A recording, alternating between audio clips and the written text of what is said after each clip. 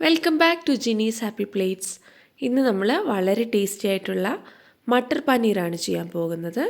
അപ്പോൾ വീഡിയോ ഇഷ്ടമായാൽ എല്ലാവരും സബ്സ്ക്രൈബ് ചെയ്യുക. വീഡിയോ മുഴുവനും കണ്ടിട്ട് നിങ്ങളുടെ അഭിപ്രായങ്ങളും നിർദ്ദേശങ്ങളും കമൻറ്റ് ചെയ്യുക. റെസിപ്പിയിലോട്ട് പോകാം.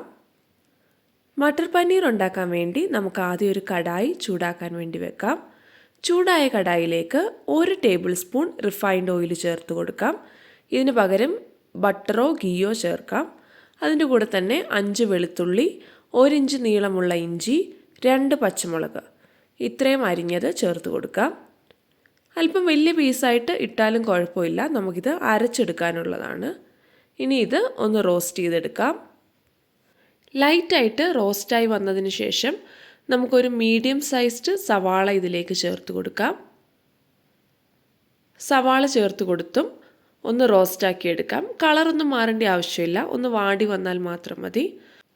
1/2 ടീസ്പൂൺ ഉപ്പും കൂടെ ചേർത്ത് കൊടുക്കാം.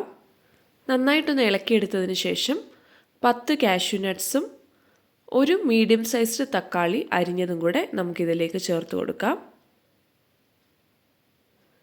ഇത് ചേർത്ത് കൊടുത്തതിന് ശേഷം നന്നായിട്ടൊന്ന് ഇളക്കിയിട്ട് 1/4 കപ്പ് വെള്ളം കൂടെ ചേർത്ത് നമുക്ക് അടച്ചു വെച്ചൊന്ന് കുക്ക് ചെയ്തെടുക്കണം. 8 തൊട്ട് 10 മിനിറ്റ് വരെ നമുക്കിത് അടച്ചു വെച്ച് നന്നായിട്ട് കുക്ക് ചെയ്തെടുക്കാം. അതിനുശേഷം ചൂടാറിയതിന് ശേഷം നമുക്കിത് മിക്സിയിൽ അരച്ചെടുക്കണം. ഇപ്പം നമുക്കിത് ചൂടാറാൻ മാറ്റി വെക്കാം. അതിനുശേഷം അതേ സെയിം കടായിലേക്ക് ഞാൻ 2 ടേബിൾ സ്പൂൺ ബട്ടർ ചേർത്ത് കൊടുക്കുകയാണ്. അല്ലെങ്കിൽ 1 ടേബിൾ സ്പൂൺ ബട്ടറും 1 ടേബിൾ സ്പൂൺ റിഫൈൻഡ് ഓയിലായാലും മതി.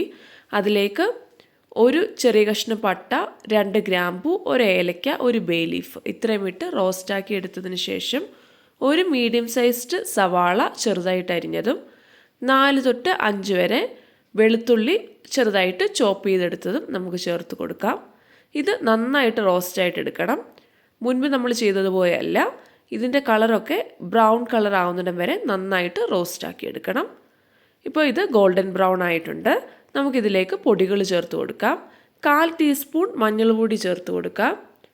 1 ടീസ്പൂൺ മല്ലിപ്പൊടി ചേർത്ത് കൊടുക്കാം. 1/2 ടീസ്പൂൺ മുളക് പൊടി ചേർത്ത് കൊടുക്കാം.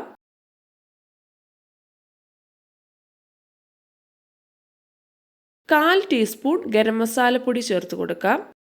1/2 ടീസ്പൂൺ ജീരകപ്പൊടി ചേർത്ത് കൊടുക്കാം. ഇനി ഇതിൻ്റെ സ്മെല്ല് മാറുന്നിടം വരെ നന്നായിട്ടൊന്ന് റോസ്റ്റ് ചെയ്തെടുക്കാം.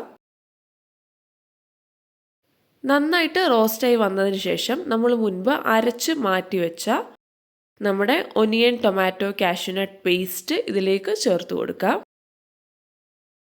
ഈ പേസ്റ്റ് ചേർത്ത് കൊടുത്ത് അതിലേക്ക് അല്പം വെള്ളം കൂടെ നമ്മൾ മിക്സിയിലൊന്ന് കഴുകി അതും കൂടെ ചേർത്ത് കൊടുക്കാം. ഇത് നന്നായിട്ടൊന്ന് ഇളക്കി യോജിപ്പിക്കാം. ഇതിലേക്ക് വീണ്ടും ഞാനൊരു 1/4 കപ്പ് വെള്ളം കൂടെ ചേർത്ത് കൊടുക്കുന്നുണ്ട്. നന്നായിട്ട് ഇളക്കി നമുക്ക് ഈ മസാല നന്നായിട്ടൊന്ന് റോസ്റ്റാക്കി എടുക്കണം. ഇത് അടച്ചു വെച്ചും ഇടയ്ക്ക് തുറന്നു വെച്ചും ഫ്ലെയിം ഇടയ്ക്കൊന്ന് മീഡിയം ഫ്ലെയിം ആക്കിയും ലോ ഫ്ലെയിമിൽ വെച്ചുമൊക്കെ ഏകദേശം ഒരു 15 മിനിറ്റോളം എടുക്കും ഇത് എണ്ണ തെളിഞ്ഞു വരുന്നിടം വരെ റോസ്റ്റാക്കി എടുക്കാൻ. ഇപ്പോൾ ഏകദേശം ഒരു 8 മിനിറ്റ് ആയിട്ടുണ്ട്. ഇപ്പം ചെറുതായിട്ട് എണ്ണയൊക്കെ തെളിഞ്ഞു വരാറായിട്ടുണ്ട്.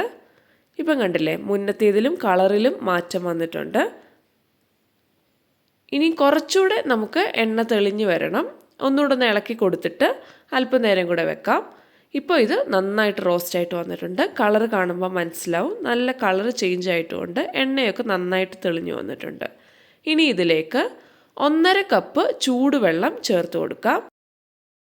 ചൂടുവെള്ളം ചേർത്ത് കൊടുത്തതിന് ശേഷം നന്നായിട്ടൊന്ന് ഇളക്കി കൊടുക്കാം.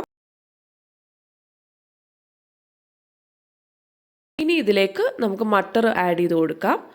1 കപ്പ് മട്ടർ ഗ്രീൻ പീസാണ് ഞാനിവിടെ ചേർത്ത് കൊടുത്തിരിക്കുന്നത്. ഇത് ഫ്രഷ് ആയിട്ടുള്ള ഗ്രീൻ പീസാണ്.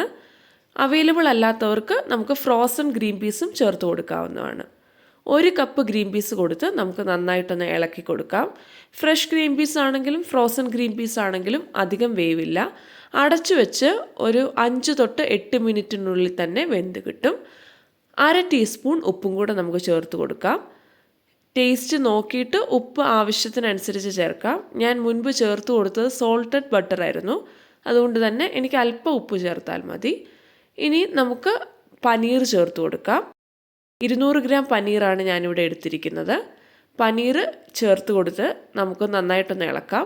പനീറിന് അധികം വേവില്ല, അതുകൊണ്ട് അടച്ചു വെച്ച് 2 മിനിറ്റ് മാത്രം കുക്ക് ചെയ്തെടുത്താൽ മതി. ഇപ്പോൾ 2 മിനിറ്റ് ആയിട്ടുണ്ട്. അവസാനമായിട്ട് നമുക്ക് 1 ടേബിൾ സ്പൂൺ കസൂരി മേത്തി കൈകൊണ്ടൊന്ന് തിരുമ്മി മുകളിൽ ചേർത്ത് കൊടുക്കാം. അതിൻ്റെ കൂടെ തന്നെ 2 ടേബിൾ സ്പൂൺ ഫ്രഷ് ക്രീം ചേർത്ത് കൊടുക്കാം. ഇനി ഇത് നന്നായിട്ടൊന്ന് ഇളക്കിയെടുക്കാം. കാഷ്യൂ പേസ്റ്റ് ചേർത്തത് കൊണ്ട് തന്നെ നമ്മുടെ ഗ്രേവി ഓൾറെഡി റിച്ച് ആണ്. ഫ്രഷ് ക്രീമും കൂടെ ചേർക്കുമ്പോൾ കുറച്ചുകൂടെ റിച്ച് ആവും. ഇത് നിർബന്ധമില്ല, കയ്യിലില്ലാത്തവർക്ക് ഈ ഒരു സ്റ്റെപ്പ് സ്കിപ്പ് ചെയ്യാം. ഇവിടെ നമ്മുടെ വളരെ ടേസ്റ്റി ആയിട്ടുള്ള മട്ടർ പനീർ റെഡി ആയിട്ടുണ്ട്.